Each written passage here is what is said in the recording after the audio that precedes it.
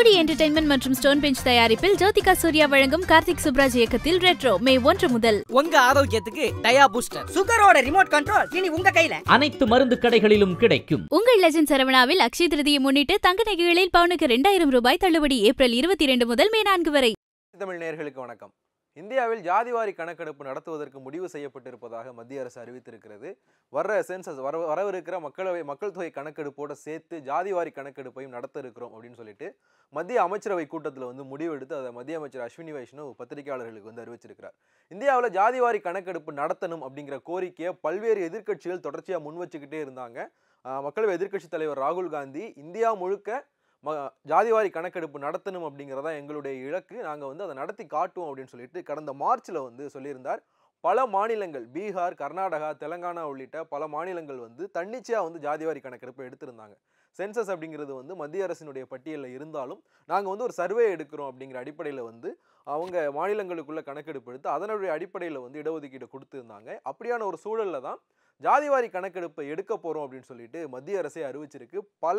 பல தரப்பினரினுடைய நெருக்குதல்களுக்கு பிறகுதான் இந்த முடிவு எடுக்கப்பட்டிருக்கு. முதல்ல ஜாதிவாரி கணக்கெடுப்பு ஏன் அவசியமாகுது அப்படின்னா, ஜாதிவாரி கணக்கெடுப்பு நடத்தினாதான் சமூகங்களுக்கான பிரதிநிதித்துவம் சரியாக கொடுக்கப்பட்டிருக்கா. ஏன்னா இந்தியாவில் இப்போ ஒரு 60% இடஒதுக்கீடு அமலில் இருக்குது. 50% முன்னாடி இருந்தது. அதுக்கு பிறகு பொருளாதார ரீதியில் பின்தங்கியவர்களுக்கான 10% இடஒதுக்கீட்டையும் சேர்த்து 60% இடஒதுக்கீடு இருக்குது. இந்த 60% இடஒதுக்கீட்டில் பயனாளிகள் சரியான முறையில் இருக்கிறாங்களா, சமூகங்களினுடைய பிரதிநிதித்துவத்துக்கு ஏற்ற மாதிரி சமூகங்களினுடைய எண்ணிக்கைக்கு ஏற்ற மாதிரி அவங்க எல்லா இடங்கள்லையும் இருக்கிறாங்களா, கல்வியில், வேலை வாய்ப்பில், ஆட்சி அதிகாரத்தில் எல்லா இடத்துலையும் இருக்கிறாங்களா அப்படிங்கிறது சரியாக தெரியணும். அப்படின்னா ஜாதிவாரி கணக்கெடுப்பு எடுக்கணும். கேஸ்ட் சென்சஸ் எடுத்தால் தான் இந்த டேட்டா நமக்கு கிடைக்கும் அப்படிங்கிறது தொடர்ச்சியாக இங்கே பேசப்பட்டுக்கிட்டே இருக்குது. அது போக இந்த இடஒதுக்கீடு ஸ்கேலையும் நம்ம ரைஸ் பண்ண வேண்டிய ஒரு இடத்துல இருக்கிறோம். தமிழ்நாடு மாதிரியான மாநிலங்களில் 50%க்கும் அதிகமான இடஒதுக்கீடு இருக்குது. தமிழ்நாட்டில் 69% இடஒதுக்கீடு இருக்குது. இன்னும் பல மாநிலங்களில் அது இருக்குது. அதே மாதிரி ஜாதிவாரி கணக்கெடுப்பை மாநிலங்களுக்குள்ளே நடத்தின பீகார் மாதிரியான மாநிலங்கள் அதுக்கு பிறகு இடஒதுக்கீடு அதிகரித்தாங்க. இப்போ சமீபத்தில் தெலங்கானாவில் பிற்படுத்தப்பட்டோருக்கான இடஒதுக்கீடு அதிகரிக்கப்பட்டிருந்தது. ஸோ இடஒதுக்கீட்டை மறுபரிசீலனை செய்கிறது, அதாவது அந்த நம்பரை மாற்றுறதுக்கான ஒரு காலகட்டத்தில் நம்ம இருக்கிறோம். அது மட்டும் இல்லாமல் ஏற்கனவே இருக்கிற நம்பர் சரியான முறையில் சரியானவர்களுக்கு போய் சேர்ந்திருக்கா அப்படிங்கிறத சரிபார்க்க வேண்டிய இடத்துலையும் நம்ம இருக்கிறோம். இதுக்கெல்லாம் ஒரே தீர்வு ஜாதிவாரி கணக்கெடுப்பு தான் அப்படிங்கிற விஷயம் சொல்லப்பட்டுக்கிட்டே இருந்தது.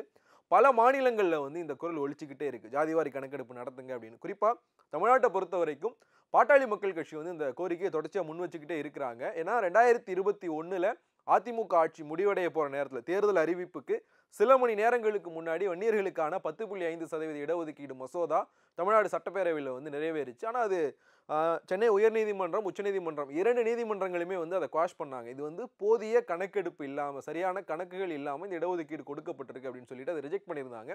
பாட்டாளி மக்கள் கட்சியினுடைய கிளைம் என்ன அப்படின்னா, நீங்கள் ஜாதிவாரி கணக்கெடுப்பு நடத்திட்டீங்கன்னா இதுக்கான டேட்டா கிடைச்சிடும். வன்னியர்களுக்கு 10.5 அதுக்கு மேலேயே இடஒதுக்கீடு கொடுக்கறதுக்கான டேட்டா ஜாதிவாரி கணக்கெடுப்பில் கிடைச்சிடும். ஸோ நீங்கள் ஜாதிவாரி கணக்கெடுப்பு நடத்துங்க அப்படின்னு சொல்லிட்டு தமிழ்நாடு அரசு அவங்க தொடர்ச்சியாக வலியுறுத்திக்கிட்டே இருந்தாங்க. தமிழ்நாடு அரசை பொறுத்த வரைக்கும் அவங்க மக்கள் தொகை கணக்கெடுப்பு அப்படிங்கிறது மத்திய அரசினுடைய கட்டுப்பாட்டில் வர்ற ஒரு விஷயம். தமிழ்நாடு அரசு ஒரு சர்வே எடுத்தாலும் தமிழ்நாடு அரசால், ஒரு மாநில அரசால் சென்சஸ் எடுக்க முடியாது, சர்வே எடுக்க முடியும். அந்த சர்வேயை வச்சு நம்ம ஒரு இடஒதுக்கீடு கொடுக்க முடியாது. அப்படி இடஒதுக்கீடு கொடுத்தோன்னா அது லீகலி பவுண்டாக இருக்காது. பல இடஒதுக்கீடுகள் ரத்து செய்யப்பட்டதுக்கு முக்கியமான காரணமே அந்த கணக்கெடுப்பில் இருந்த குறைபாடுகளும் அதிகாரம் இல்லாத அரசுகள் கணக்கெடுப்பு எடுத்தது தான் அப்படிங்கிற விஷயங்கள் தொடர்ச்சியாக சொல்லப்பட்டுக்கிட்டே இருந்தது. தமிழ்நாடு அரசு சார்பாக திமுக அரசு அமைஞ்சதுல இருந்தே ஜாதிவாரி கணக்கெடுப்பு நடத்தணும் அப்படிங்கிற ஒரு கோரிக்கையை இவங்க முன் வச்சுக்கிட்டே இருந்தாங்க. 2021 திமுக அரசு அமைஞ்சதுக்கு பிறகு முதல் மானிய கோரிக்கையில் பிற்படுத்தப்பட்டோர் நலத்துறைக்கான மானிய கோரிக்கையில் இந்த விஷயம் இருந்தது. ஜாதிவாரி கணக்கெடுப்பு நடத்துறதுக்கு மத்திய அரசை நாங்கள் வலியுறுத்துவோம் அப்படிங்கிற ஒரு கோரிக்கை தமிழ்நாடு அரசு சார்பாக வைக்கப்பட்டிருந்தது. தமிழ்நாடு அரசும் தொடர்ச்சியாக இந்த விஷயத்தை முன் வச்சுக்கிட்டே இருந்தாங்க. 2024 மக்களவை தேர்தலில் காங்கிரஸ் கட்சியினுடைய முக்கியமான முழக்கமாக இதுதான் இருந்தது. ஜாதிவாரி கணக்கெடுப்பு நாங்கள் நடத்தி சமூகங்களுக்கான பிரதிநிதித்துவத்தை உறுதிப்படுத்துவோம் அப்படிங்கிற விஷயத்தை அவங்க தொடர்ச்சியாக சொல்லிக்கிட்டே இருந்தாங்க. ஒரு ப்ரெஸ் மீட்டில் ராகுல் காந்தி கேட்டிருப்பார் பத்திரிகையாளர்களை பார்த்து, உங்களில் எத்தனை SC ST இருக்கிறீங்க, எத்தனை OBC இருக்கிறீங்க, இதுதான் இந்தியாவினுடைய நிலைமை. இந்தியாவினுடைய அதிகாரமிக்க பதவிகளில் 3 பேர் கூட SC ST இல்லை, ரொம்ப குறைவான ஒரு பிரதிநிதித்துவத்தோடு தான் பட்டியல் சமூக மக்களும் பழங்குடியினரும் இருக்கிறாங்க அப்படிங்கிற ஒரு விஷயத்தை ராகுல் காந்தி சொல்லியிருப்பார். இந்த இடத்துல இருந்து தான் இந்த ஜாதிவாரி கணக்கெடுப்பு வந்து முக்கியமான ஒரு விஷயமா மாறி இருந்தது. இப்போ மத்திய அரசே வந்து இந்த முடிவை எடுத்திருக்கிறாங்க. பாஜக இந்த முடிவுக்கு எப்படி வந்தது அப்படிங்கிறது வந்து ரொம்ப முக்கியமான ஒன்று. இதுவரைக்கும் இந்தியாவில் ஜாதிவாரி கணக்கெடுப்பே நடந்தது இல்லையா அப்படின்னா, சுதந்திரத்துக்கு முன்னாடி பிரிட்டிஷ் ஆட்சி காலத்தில் வந்து இங்கே 10 வருஷத்துக்கு ஒரு முறை சென்சஸ் எடுத்துக்கிட்டு இருந்தப்போ ஜாதிவாரி கணக்கெடுப்பும் வந்து எடுக்கப்பட்டது. 1931 வரைக்கும். 1941 இரண்டாம் உலக போர்னால இங்கே சென்சஸ் எடுக்கப்படலை. 31 வரைக்கும் இங்கே ஜாதிவாரி கணக்கெடுப்பு எடுத்தாங்க. ஆனால் சுதந்திரத்துக்கு பிறகு சென்சஸில் வந்து நம்ம கணக்கெடுத்தது பட்டியல் சமூக மக்களினுடைய பிரதிநிதித்துவத்தை மட்டும்தான் வந்து நம்ம கணக்கு எடுத்திருந்தோம். அவங்களுடைய எண்ணிக்கையை மட்டும்தான் கணக்கெடுத்தோம். ஜாதி வாரியிலான கணக்கெடுப்பு வந்து முழுமையாக நடத்தப்படலை. 2011 ஐக்கிய முற்போக்கு கூட்டணி ஆட்சியில் இருந்தப்போ அந்த சென்சஸோட சேர்த்து ஜாதிவாரி கணக்கெடுப்பு நடத்தப்பட்டுச்சு. அந்த டேட்டா வெளியிடப்படலை. அந்த டேட்டாவை ஏன் வெளியிடாமல் வச்சிருக்கீங்க அப்படிங்கிற கேள்வி தொடர்ச்சியாக முன்வைக்கப்பட்டுக்கிட்டே இருந்தப்போ தான் பாஜக அரசு அமைஞ்சதுக்கு பிறகு உச்சநீதிமன்றத்தில் தொடர்பான வழக்கில் பாஜக அரசு தாக்கல் பண்ண அந்த தகவல், பாஜக அரசு சொன்ன தகவல் என்னன்னா, அந்த டேட்டா வந்து ரொம்ப ஆபத்தான ஒரு டேட்டா. அந்த டேட்டாவை வந்து நம்ம வெளியிட்டோம் அப்படின்னா ஒரு சோஷியல் அன்ரெஸ்ட் வந்து கிரியேட் ஆகும், சமூகத்தில் அமைதியின்மை ஏற்பட வாய்ப்பு இருக்கு அப்படிங்கிற விஷயத்தை வந்து சொல்லியிருந்தாங்க. ஒரு ஜாதிவாரி கணக்கெடுப்பினுடைய டேட்டா சமூகத்தில் அமைதியின்மை ஏற்படுத்தும்னு சொன்ன பாஜக இப்போ அந்த இடத்துக்கு எப்படி நகர்ந்துச்சு அப்படிங்கிற கேள்விதான் முக்கியமான ஒன்றா மாறி இருக்கு. காங்கிரஸ் கட்சியை பொறுத்த வரைக்கும் கடந்த காலத்தில் வந்து அவங்க இடஒதுக்கீட்டுக்கு எதிராக இருந்திருக்கிறாங்க. 1989 விபி சிங் தலைமையிலான ஜனதா அரசு வந்து மண்டல் கமிஷனை வந்து ஏற்றுக்கிற ஒரு முடிவை வந்து அறிவிக்கிறாங்க. 1990 ஆகஸ்ட் 7ஆம் தேதி வந்து விபி சிங் இதை அறிவிக்கிறாரு. மண்டல் கமிஷனுடைய பரிந்துரைகள் வந்து ஏற்றுக்கொள்ளப்படும் அப்படின்னு. இதுக்கு வந்து காங்கிரஸ் கட்சி ரொம்ப கடுமையான எதிர்ப்பை வந்து பதிவு செஞ்சது. அப்போ காங்கிரஸ் தான் வந்து பிரதான எதிர்க்கட்சியாகவும் இருந்தது.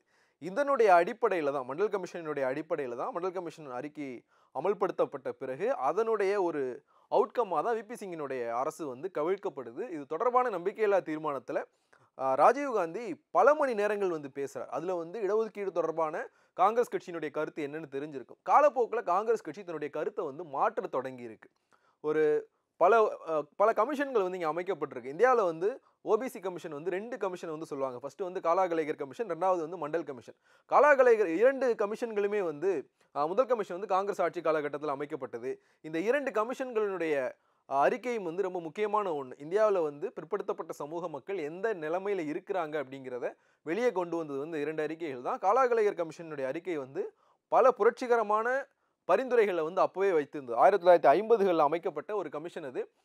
Irrespective of caste and religion, நீங்கள் வந்து பெண்களை வந்து பிற்படுத்தப்பட்ட சமூகமாக கருதுங்க. அவங்க எந்த ஜாதியாக இருந்தாலும் சரி, எந்த மதமாக இருந்தாலும் சரி, பெண்களை வந்து பிற்படுத்தப்பட்ட ஒரு பட்டியலில் சேருங்க.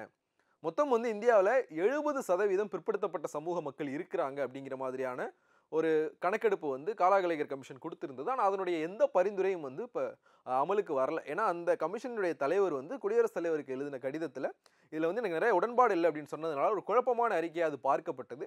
மண்டல் கமிஷன் அறிக்கையை பொறுத்த வரைக்கும் அது கிட்டத்தட்ட 50%க்கும் அதிகமான மக்களை வந்து பிற்படுத்தப்பட்ட ஒரு பட்டியலில் வந்து அவங்க சேர்த்திருந்தாங்க. இந்தியா முழுக்க டோர் டு டோர் சர்வே நடந்தது மண்டல் கமிஷன் அறிக்கையை வந்து சமர்ப்பிக்கிறதுக்கு. அதில் தான் வந்து 27% அப்படிங்கிற ஒரு ஸ்கேலை வந்து நிர்ணயிக்கிறாங்க. 27% இடஒதுக்கீடை பிற்படுத்தப்பட்ட சமூக மக்களுக்கு வந்து நம்ம கொடுக்கலாம் அப்படின்னு. ஏன்னா இந்தியாவில் இடஒதுக்கீடு அப்படிங்கிறது 50%க்கு மேலே போகக்கூடாது அப்படிங்கிற ஒரு தீர்ப்பு அதுக்கு முன்னாடி வந்திருந்தது.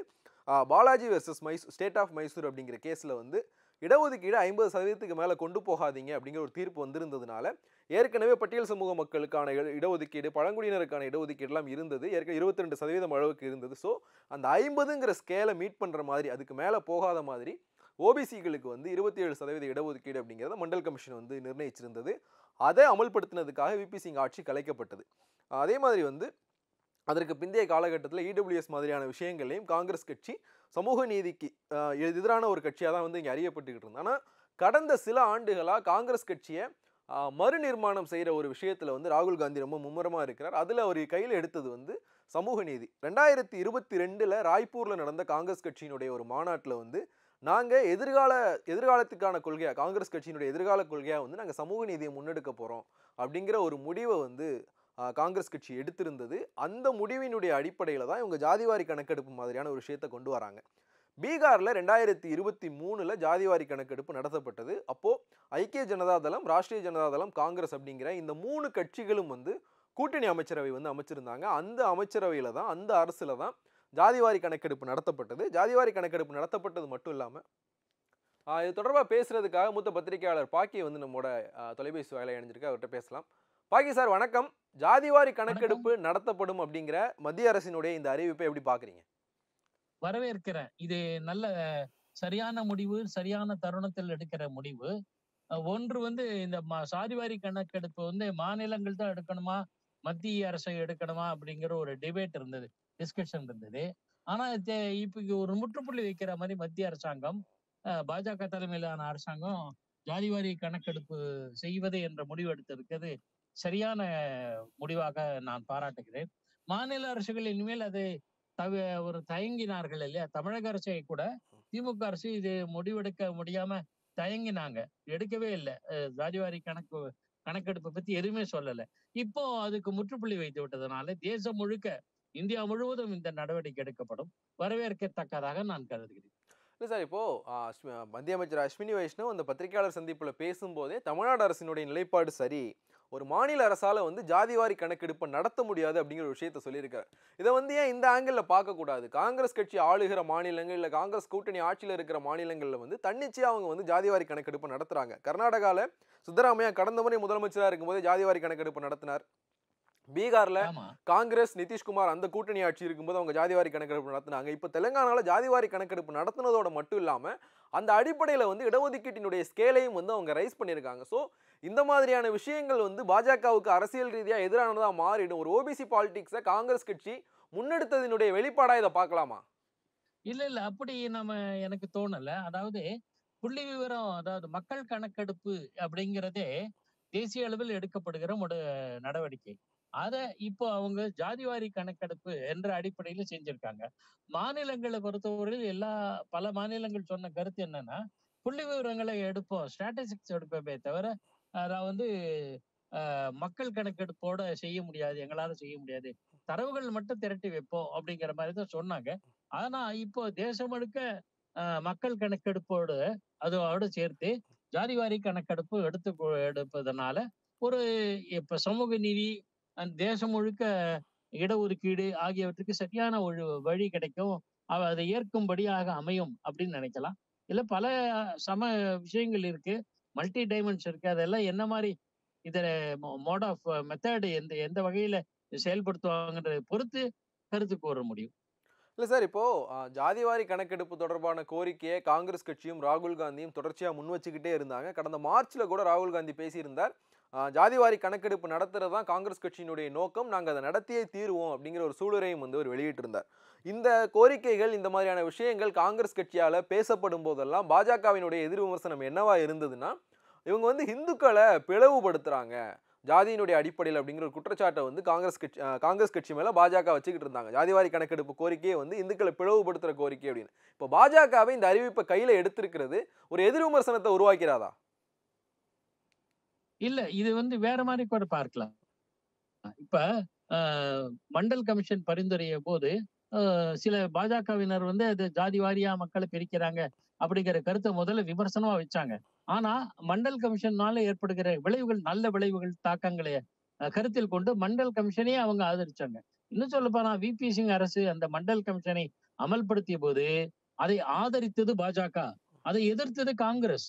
உண்மையில பார்த்தா காங்கிரஸ் தான் இந்த மாதிரி விஷயங்களை தயங்கி இருக்கு, நடவடிக்கை சரியான பாதையில செல்ல. இப்ப நீண்ட காலமாக ஆட்சியில் இருந்த காங்கிரஸ் கட்சி எப்போதுமே ஜாதி வாரி கணக்கெடுப்பை பத்தி யோசிச்சதே கிடையாது, இப்போது யோசிக்கிறாங்க. ஆக இதை செயல்படுத்துவது முந்துகிட்டாங்க பாஜக, அதுதான் நம்ம பார்க்கணும். நன்றி சார், தொலைபேசி வாயில இணைஞ்சு உங்களுடைய கருத்துக்களை எங்களோட பகிர்ந்து கொண்டமைக்கு மிக்க நன்றி. நன்றி நன்றி. அடுத்ததா திராவிட முன்னேற்ற கழகத்தினுடைய மாணவரணி செயலாளர் திரு ராஜீவ்காந்தி,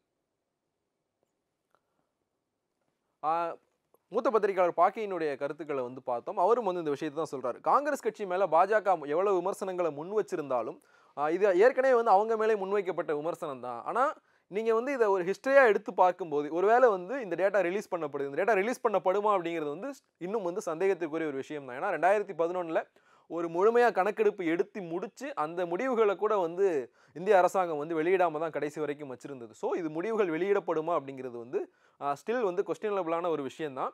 ஆனால் இந்த டேட்டா வெளியே வந்துருச்சுன்னா இது வந்து பாஜக தான் இதை செஞ்சது, சுதந்திர இந்தியாவில் முதல் முறையாக ஜாதிவாரி கணக்கெடுப்பு நடத்தி அதனுடைய முடிவுகளை வெளியிட்ட பெருமை வந்து பாஜகவுக்கு போய் சேர்ந்துடும் அப்படிங்கிற ஒரு பார்வையை தான் வந்து பாக்கி முன்வைக்கிறார்.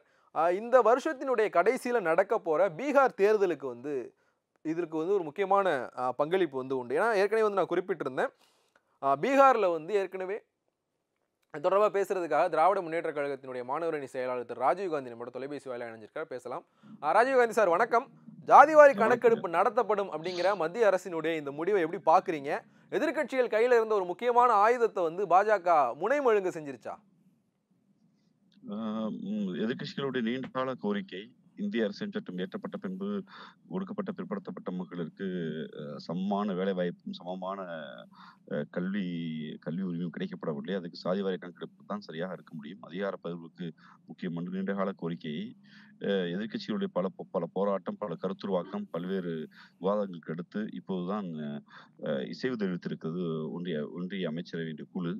கூடிய விரைவில் அதை அந்த தேதியை அறிவிக்க வேண்டும். ஏனென்றால் மக்கள் தொகை கணக்கெடுப்பையே பல்வேறு காரணம் காட்டி தள்ளி போட்ட ஒன்றிய அரசு இதையும் தள்ளி போடுவதற்கு வாய்ப்புகள் இருக்கிறது. இந்த அறிவிப்பு எதிர்க்கட்சியுடைய போராட்டத்திற்கு கருத்துருவாக்கத்திற்கு வெற்றியாகத்தான் நான் பார்க்கிறேன்.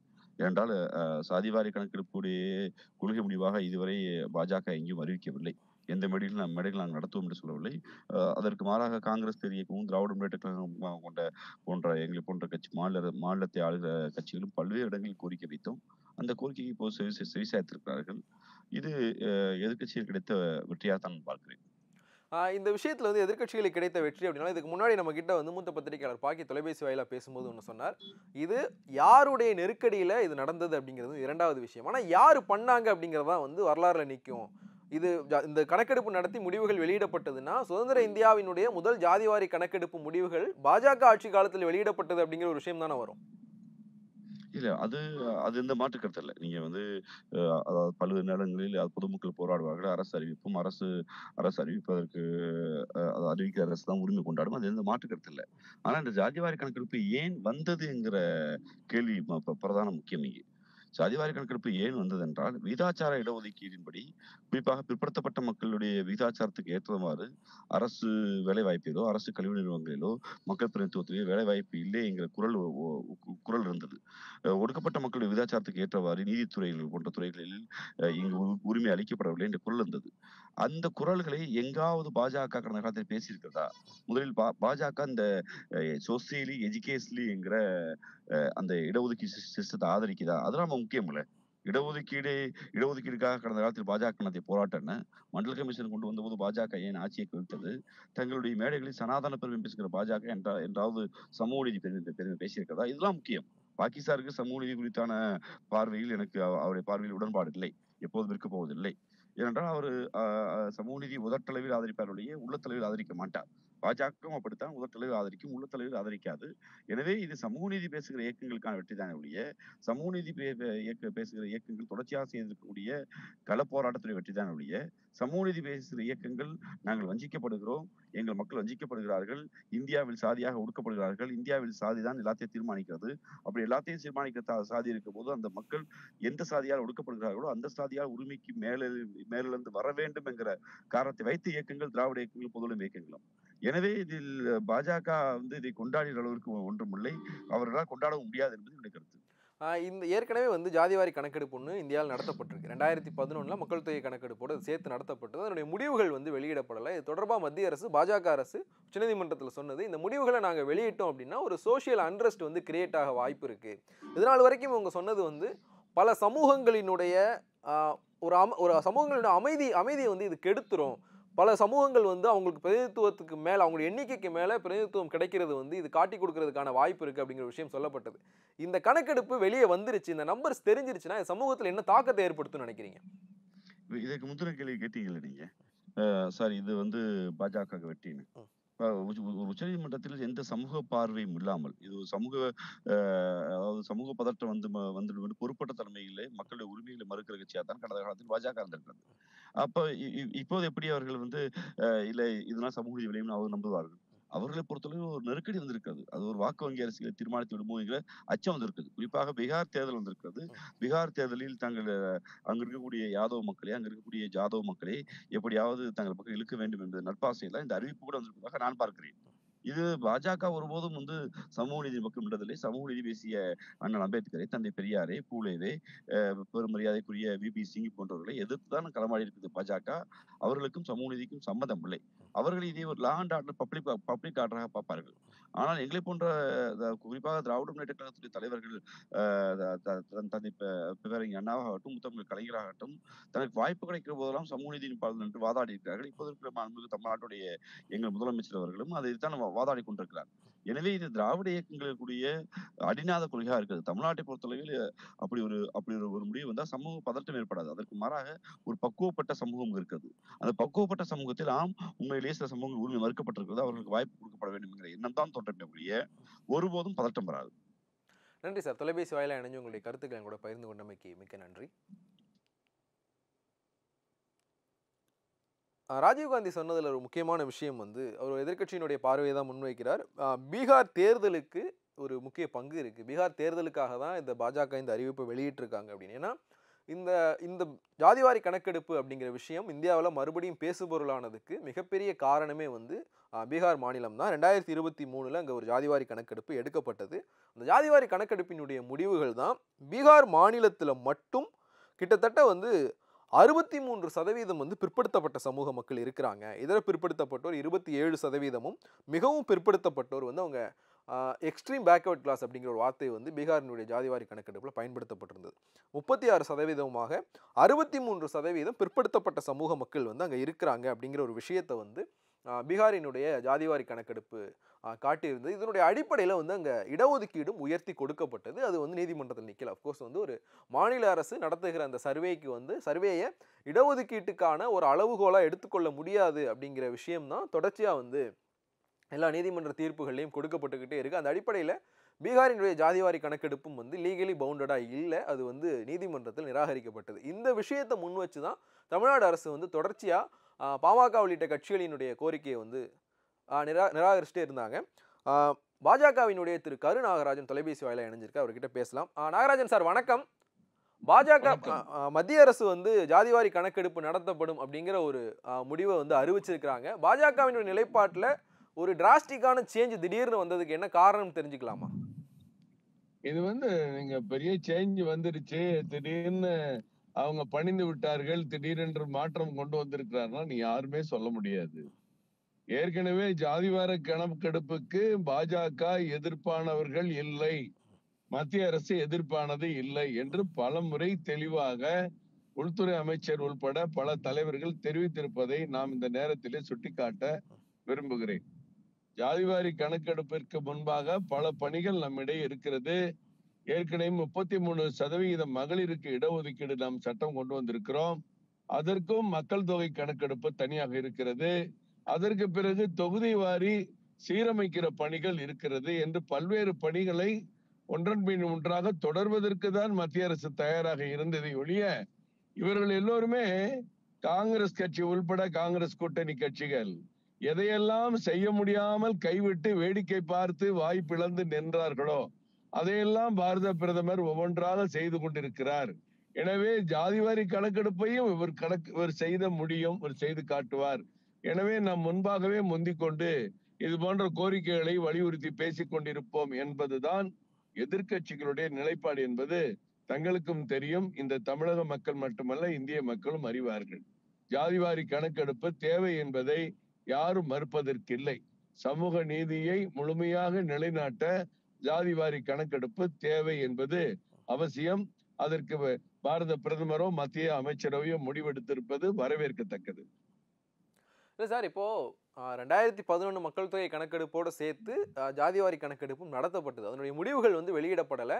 பாஜக அரசு அமைஞ்சதுக்கு பிறகு தொடர்பான வழக்கில் உச்சநீதிமன்றத்தில் பாஜக சொன்ன பதில், இதை நாங்கள் வெளியிட்டோம்னா ஒரு சோசியல் அன்ரெஸ்ட் கிரியேட் ஆகும். அதே மாதிரி ராகுல் காந்தி தொடர்ச்சியாக இந்த கோரிக்கைகளை எழுப்பினப்ப எல்லாம் ஜாதி ரீதியாக ராகுல் காந்தி இந்துக்களை பிளவுபடுத்துறார் அப்படிங்கிற விமர்சனத்தையும் பாஜக வச்சது தானே? இல்ல, அப்படியே கிடையாது. அப்படி எந்த நேரத்திலையும் சொன்ன கிடையாது. 21 ஜாதிவாரி கணக்கெடுப்பு இந்தியா முழுவதும் எடுக்கப்படவில்லை. ஒரு சில மாநிலங்கள் எடுக்கப்பட்டதுக்கான வழக்கு தான் நடைபெற்றது. அந்த எடுக்கப்பட்ட வழக்குகளுக்கு மேலாக இப்ப கர்நாடகத்துல முதலமைச்சருக்கும் துணை முதலமைச்சர் சிவகுமாருக்கும் சித்தராமையாவுக்கும் அங்க குடும்பிப்பிடி சண்டை நடக்கிறது. பீகாரிலும் இதே பிரச்சனை. பீகாரில் இருக்கிற எம்பிக்கள் கேட்டார்கள், எங்கள் ஊருக்கு யாருமே வரவில்லை, எப்படி நீங்கள் ஜாதி வாரி கணக்கெடுப்பு நடத்தினீர்கள் என்று அங்க இருக்க சட்டமன்ற பாராளுமன்ற உறுப்பினர்கள் நாட்டில் இருக்க அதிகாரிகளை பார்த்து கேட்டதை நாம் மறந்துவிடக் கூடாது.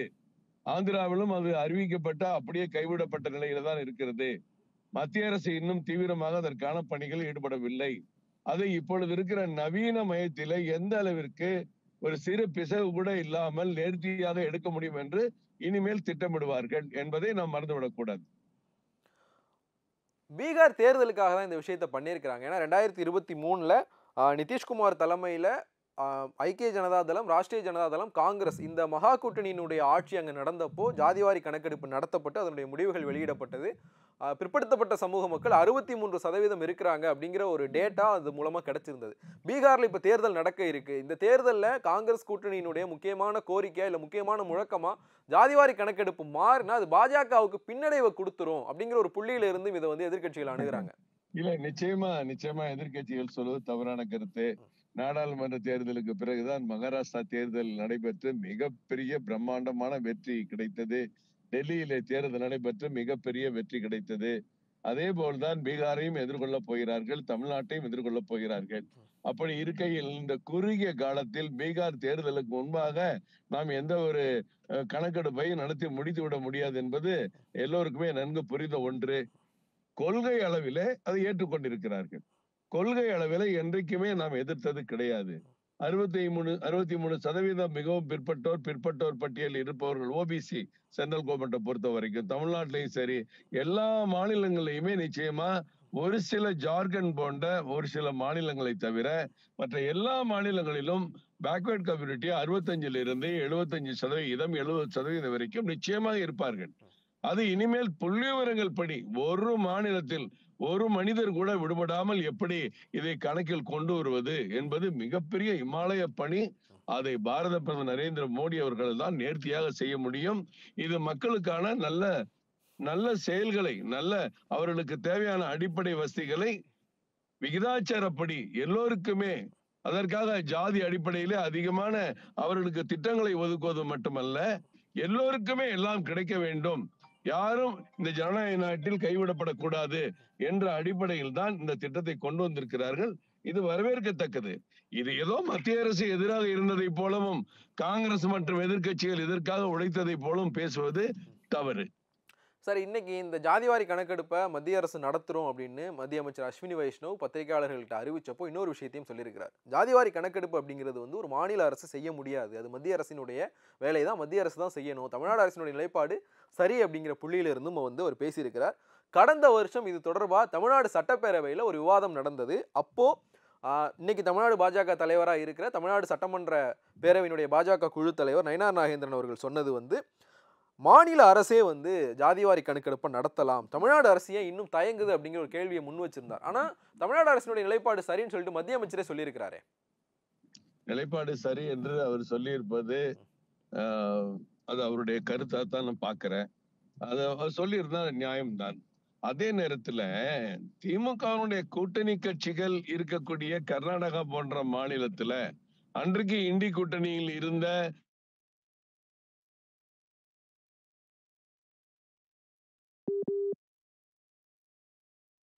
நீங்கள் மட்டும் ஏன் பயப்படுகிறீர்கள், எதிர்க்கிறீர்கள் என்பதால் தமிழ்நாட்டில் இருக்கிற திமுகவுக்கு எதிரான கட்சிகளுடைய நிலைப்பாடாக இருந்து வந்திருக்கிறது.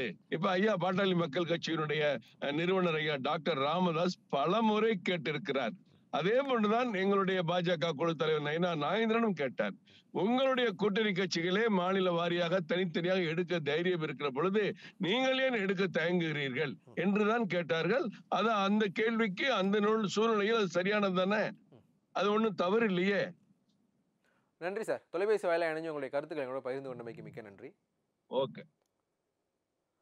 பாட்டாளி மக்கள் கட்சியினுடைய பொருளாளர் திருமிகு எதிர்கட்சிகளினுடைய குற்றச்சாட்டுகளை வந்து திரு கருநாகராஜன் முற்றிலுமா நிராகரிச்சிருக்கிறார். பீகார் தேர்தலுக்கும் இதுக்கும் வந்து எந்த தொடர்பும் இல்லை அப்படிங்கிற விஷயத்தையும் வந்து கருநாகராஜன் வந்து முன் வச்சிருக்கிறார். இன்னும் வந்து ஜாதிவாரி கணக்கெடுப்பு அப்படிங்கிறதுல அவர் சொன்ன ஒரு முக்கியமான விஷயம், எல்லா சமூகங்களுக்குமான பிரதிநிதித்துவம் வந்து இதில் கொடுக்கப்பட்டுரும் அப்படிங்கிற ஒரு விஷயத்தை வந்து அவர் சொல்லியிருக்கார். இதில் ஜாதிவாரி கணக்கெடுப்பில் இருக்கிற ரொம்ப முக்கியமான ஒரு விஷயம், ஒரு முக்கியமான ஒரு இன்டர்பிரிட்டேஷனாக நமக்கு என்ன கிடைக்கும் அப்படின்னா, எல்லோரும் இப்போ ஒவ்வொரு மாநிலத்துக்கும் வந்து வித்தியாசப்படும். ஒவ்வொரு சமூக மக்களினுடைய வாழ்க்கை தரம் அப்படிங்கிறது வந்து தொடர்பாக பேசுறதுக்காக பாட்டாளி மக்கள் கட்சியினுடைய பொருளாளர் திருமிகு திலகபாமா நம்மோட தொலைபேசி வாயிலாக இணைஞ்சிருக்காங்க. உங்ககிட்ட பேசலாம். மேடம் வணக்கம். ஜாதிவாரி கணக்கெடுப்பு நடத்தப்படும் அப்படின்னு சொல்லிட்டு மத்திய அரசு அறிவிச்சிருக்கிறாங்க. பாட்டாளி மக்கள் கட்சியினுடைய ஒரு நீண்ட கால கோரிக்கை இது. எப்படி பாக்குறீங்க இந்த அறிவிப்பை? 30 ஆண்டு கால கோரிக்கை. 30 ஆண்டு கால பாட்டாளி மக்கள் கட்சியோட கோரிக்கை. பல்வேறு கட்ட முயற்சிகள், பல்வேறு கட்ட போராட்டங்கள்.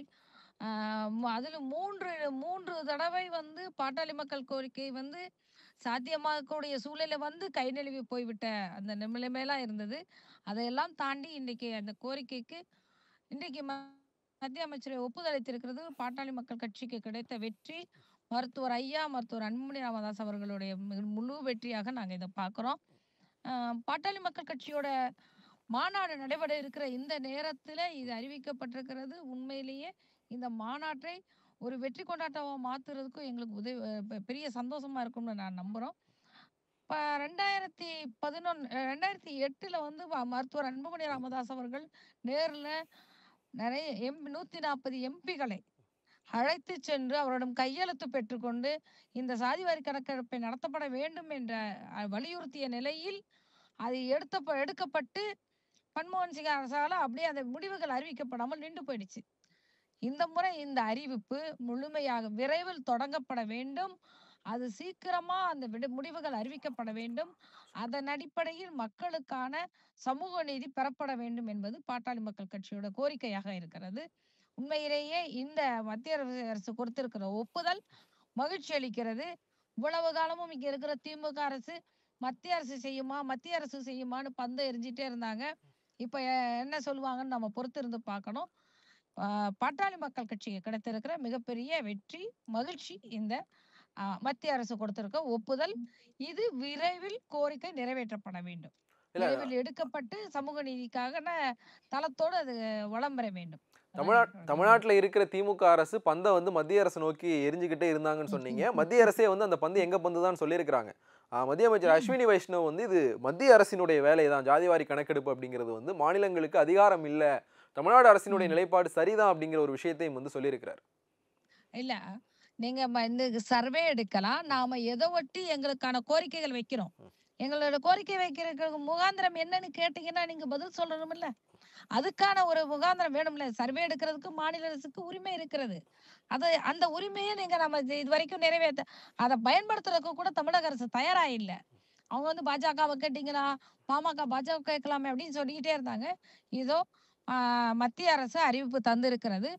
இவங்க கூட கூட்டணியில் இருந்த காங்கிரஸ் இதுக்கு முன்னாடி எடுத்து அந்த முடிவுகளை வெளியிடாமையே மூடி வச்சுட்டாங்க. இப்ப இந்த நிலையில இந்த அறிவிப்பு மிக முக்கியமானதாக பார்க்கப்படுகிறது. இது விரைவில் நடத்தப்பட வேண்டும். அதுதான் எங்களோட கோரிக்கை. 2021 நடத்தப்பட வேண்டிய பாமக வந்து ஆட்சியில் இல்லாமையிலேயே தங்களுடைய வலுவான கோரிக்கைகள் மீண்டும் மீண்டும் சரியான வாதங்களின் மூலமாக முன்வைக்கிறதன் மூலமாவே சாதிக்க முடியும் என்பதை பாட்டாளி மக்கள் கட்சி இது இன்னொரு நிரூபணம். இது 2011 மக்கள் தொகை கணக்கெடுப்பு பத்தி பேசுனீங்க. அந்த முடிவுகளை வந்து ஏன் வெளியிடாம வச்சிருக்கிறீங்க அப்படிங்கிற ஒரு கேள்வி உச்சநீதிமன்றத்தில் எழுந்தப்போ, இது வெளியிடப்பட்டா ஒரு சோசியல் அண்டர்ஸ்ட், ஒரு சமூக அமைதியின்மை வந்து உருவாகும் அப்படின்னு சொல்லிட்டு பாஜக அரசு சொல்லியிருந்தாங்க. இந்த கணக்கெடுப்பு முடிவுகள் வெளிவரும் அப்படிங்கிற நம்பிக்கை திருமிகு திலகபாமாவுக்கு இருக்கா? வரணும். நீங்க பல பேர் இதை இப்படியே தப்பாவே ட்விஸ்ட் பண்ணிட்டே போயிட்டு இருக்கிறீங்க. சாதிவாரி கணக்கெடுப்புங்கிறது வெறும் வந்து எத்தனை சாதின்னு தலையே என்றது இல்ல. ஒவ்வொரு சமூகத்தோட கல்வி, வாழ்வியல், வேலை வாய்ப்பு இது குறித்து அவங்களோட நிலைப்பாடு இப்போதைக்கு என்ன சமூக பொருளாதார கணக்கெடுப்பு, சமூக பொருளாதார வாழ்வியல் கணக்கெடும் அதுல இருக்கணும். அது எல்லாம் சேர்ந்ததுதான் இந்த சாதிவாரி கணக்கெடுப்பு. அப்போ அந்த சமூகத்தோட வளர்ச்சி என்னவா இருக்கணும், அதை எப்படி நம்ம செய்யணும்னு திட்டமிடணும்னு ஒரு அரசு நினைத்தால் அதை முழுமையாக வெளிப்படுத்தணும்னா அவங்க வெளிப்படுத்தணும். எல்லாத்தையும் டிக்ளேர் பண்ண வேண்டிய அவசியம் இல்லை. ஆனா அதை சரியா வந்து செயல்பாட்டுக்கு கொண்டு வரணும். எந்தெந்த சமூகங்களுக்கு என்ன திட்டங்கள் போய் சேரணும், யாருக்கு இது வரைக்கும் கிடைக்கல, இதை திட்டமிடுறதுக்கு உங்களுக்கு கையில விஷயங்கள் வேண்டாமா? இதனால வந்து பெரிய அது வரும் இது வரும் அப்படிங்கறதெல்லாம் நீங்க சமூக நீதியை செயல்படுத்த விரும்பலைங்கிறதுக்கான குரல் தான் இது. அந்த குரல் யாரிடமிருந்து வந்தாலும் பாமக இது இருக்கும். நன்றி மேடம். உங்களுடைய இணைவுக்கும் கருத்து பயிருக்கும் மிக்க நன்றி. நன்றிங்க. வணக்கம். தொலைபேசி வாயிலாக திலகபாமா இணையறதுக்கு முன்னாடியே நான் ஒரு விஷயம் சொல்ல தொடங்கி இருந்தேன். இந்த ஜாதிவாரி கணக்கெடுப்பினுடைய முக்கியமான நோக்கம் என்ன அப்படின்னா, இப்போ வந்து நம்ம ஒரு பொது பெயரில் இந்த சமூகங்களை வந்து அழைப்போம். இது வந்து OBC, other backward class, extreme backward class அப்படின்னு சொன்னாலும் எல்லா சமூகங்களும் வந்து ஒரே நிலையில் இருக்கிறது இல்லை. உதாரணத்துக்கு எடுத்துக்கிட்டோம் அப்படின்னா, தமிழ்நாட்டில் இருக்கிற ஒரு ஓபிசி சமூகத்தினுடைய நிலையும் பீகாரில் இருக்கிற ஒரு ஓபிசி சமூகத்தினுடைய நிலையும் வந்து ஒரே மாதிரி இருக்குது. அதே மாதிரி தமிழ்நாட்டில் இருக்கிற 2 வெவ்வேறு ஓபிசி சமூகங்களுடைய நிலையும் வந்து வாழ்வியல் நிலையாக இருக்கட்டும், அவங்களுடைய பொருளாதார நிலையாக இருக்கட்டும், இதெல்லாம் வந்து ஒரே மாதிரி இருக்காது. இந்த விஷயங்களை எல்லாம் வெளிக்கொண்டு வரும்போது தான் இதில் வந்து யார் எவ்வளவு எண்ணிக்கையில் இருக்கிறாங்க, யார் எவ்வளவு பின்தங்கி இருக்கிறாங்க, யாருக்கு எவ்வளவு இடஒதுக்கீடு தேவைப்படும், யாருக்கு இன்னும் வந்து அதிகமான பிரதிநிதித்துவம் கொடுக்கப்பட வேண்டும் அப்படிங்கிற விஷயங்கள் எல்லாம் வந்து சரியான முறையில் வந்து தெரிய வரும். ஒரு சுதந்திரத்துக்கு பிறகு இப்படி ஒரு முடிவை பாஜக எடுக்கிறது, ஜாதிவாரி கணக்கெடுப்பு அப்படிங்கிற ஒரு கோரிக்கையை இந்துக்களை பிளவுபடுத்தும் அப்படிங்கிற குரலில் இருந்த பாஜக இந்த முடிவை எடுத்தது அப்படிங்கிறது வந்து ரொம்ப முக்கியமான ஒன்றா பார்க்க வேண்டியிருக்கு. எந்த இடத்துல இருந்து அப்படின்னா, 2010க்கு பிறகு இந்தியா முழுக்க பல நிலப்பிரபுத்துவ சமூகங்கள் வந்து இடஒதுக்கீடு கேட்டு போராட்டங்களை வந்து முன்னெடுத்தாங்க. அது ஜாட் சமூகமாக இருக்கட்டும், மகாராஷ்டிராவில் நடந்த போராட்டங்களாக இருக்கட்டும், எல்லா சமூகங்களுமே தங்களை வந்து ஒரு முன்னேறிய சமூகங்களாக பட்டேல் சமூக குஜராத்தில் பட்டேல் சமூக மக்கள் வந்து அவங்க இடஒதுக்கீடு கேட்டு போராட்டங்கள் நடத்தினதாக இருக்கட்டும், கடந்த காலங்களில் நிலப்பிரபுத்துவ சமூகங்களாக ஒரு வர்த்தக சமூகங்களாக பொருளாதார ரீதியில் முன்னேறி இருந்தவங்கள் வந்து அவங்களே வந்து ஒரு பின்னடைவை சந்திச்சப்போ கல்வி ரீதியில் தங்களுக்கு இடஒதுக்கீடு கிடைச்சாதான் அடுத்தடுத்த தலைமுறைகள் வந்து முன்னுக்கு வர முடியும் அப்படிங்கிற ஒரு குரலில் வந்து அவங்க இடஒதுக்கீடு கோரிக்கைகளை வந்து முன் வச்சாங்க. அந்த புள்ளியில் இருந்தும் வந்து இந்த ஜாதிவாரி கணக்கெடுப்பு வந்து நம்ம அணுக வேண்டி இருக்கு. ஜாதிவாரி கணக்கெடுப்பு நடத்தப்படும் அப்படிங்கிற மத்திய அரசினுடைய அறிவிப்பு ரொம்ப முக்கியமான ஒரு அறிவிப்பு. இது ஏற்கனவே நடத்தி முடிவுகள் வந்து வெளியிடப்படலை அப்படிங்கிற ஒரு புள்ளியில் இருந்தும் ஒரு அச்சத்தோடையும் வந்து நம்ம இதை பார்க்க வேண்டியிருக்கு. இந்த ஜாதிவாரி கணக்கெடுப்பு முடிவுகள் நடத்தப்பட்டு அதனுடைய முடிவுகள் முழுமையாக வெளிவரும்போது இந்தியாவினுடைய சமூகங்கள் பற்றி இருக்கிற பல கற்பிதங்கள் வந்து உடைக்கப்படலாம், பல உண்மைகள் வந்து வெளிவரலாம். இந்தியாவினுடைய சமூக நீதி வரலாறுல ஏப்ரல் 30 அப்படிங்கிற இந்த தேதியும் வந்து ஒரு முக்கியமான தேதியாக மாறி இருக்கு. ஜாதிவாரி கணக்கெடுப்பு நடத்துவோம் அப்படிங்கிற மத்திய அரசினுடைய அறிவிப்புக்கு பிறகு ஜாதிவாரி கணக்கெடுப்பு இது விஷயங்களை வந்து பாஜக அரசு எப்போ தொடங்குது? ஏன்னா இந்த சென்சஸ் அப்படிங்கிறது வந்து 2021 நடத்தியிருக்கப்பட வேண்டியது கோவிட்னால தள்ளி போடப்பட்டு இப்போ 2025 இப்போதான் வந்து இந்த ஜாதிவாரி கணக்கெடுப்பு அப்படிங்கிற முடிவுக்கு வந்திருக்கிறாங்க. இது எப்போ எடுக்கப்படும், இதனுடைய முடிவுகள் எப்போ வெளிவரும், இதனுடைய தாக்கங்கள்லாம் என்னவா இருக்கும் அப்படிங்கிறது வந்து நம்ம அடுத்தடுத்த நாட்களில் பார்க்கலாம். தொடர்ந்து ஐபிசி தமிழோடு இணைந்திருங்க. நன்றி. 2D என்டர்டைன்மெண்ட் மற்றும் ஸ்டோன் பெஞ்ச் தயாரிப்பில் ஜோதிகா சூர்யா வழங்கும் கார்த்திக் சுப்ராஜ் இயக்கத்தில் ரெட்ரோ மே 1 முதல். உங்க ஆரோக்கியத்துக்கு டயா பூஸ்டர் சுகரோட ரிமோட் கண்ட்ரோல் இனி உங்க கையில. அனைத்து மருந்து கடைகளிலும் கிடைக்கும். உங்கள் லெஜண்ட் சரவணாவில் அக்ஷய திருதியை முன்னிட்டு தங்க நகைகளில் பவுனுக்கு 2000 ரூபாய் தள்ளுபடி ஏப்ரல் 22 முதல் மே 4 வரை.